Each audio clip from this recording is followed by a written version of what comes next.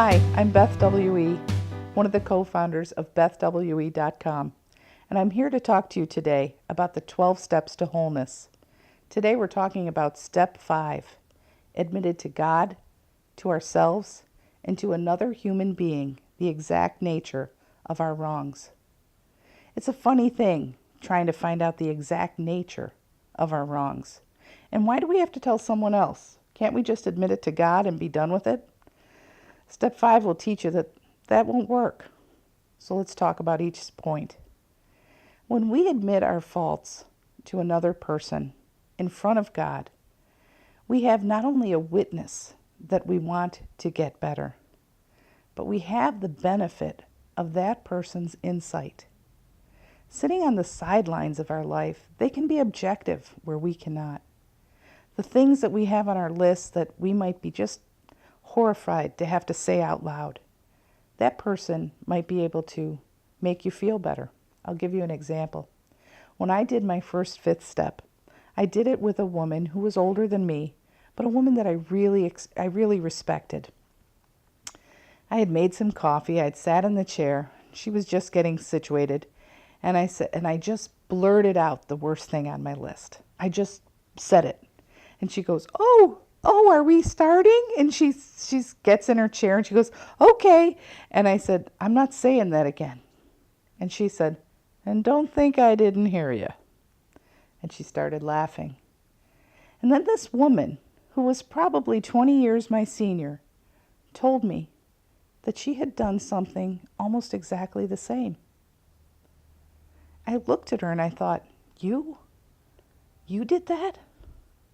And I realized she's driven by the same instincts that I'm driven by. So of course, she tried different ways to get her instinctive needs met too. That's all this list is. But why is it important for me to know the nature of my wrongs? I have to always bring it back to what is making me tick. There was an old man who lived in my town, and he was a retired university professor. His classes must have been the bomb because he was brilliant. He looked like a goat, however. So I always called him Gene the human being because he would say, my name is Gene and I'm a human being. And Gene the human being told me, Beth, it's not that you stole candy from a baby. It's that you're the type of person that will steal candy from a baby if it will serve your purposes. And I realized what he was talking about.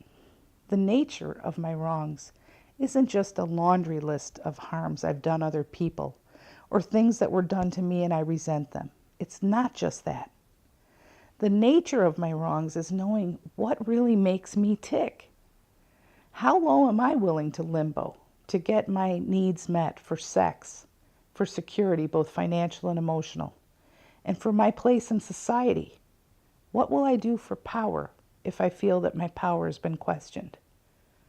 What will I do to fit in? How low was I willing to limbo in my life before I understood what needs I was trying to get met? That's the nature of my wrongs. And you know what?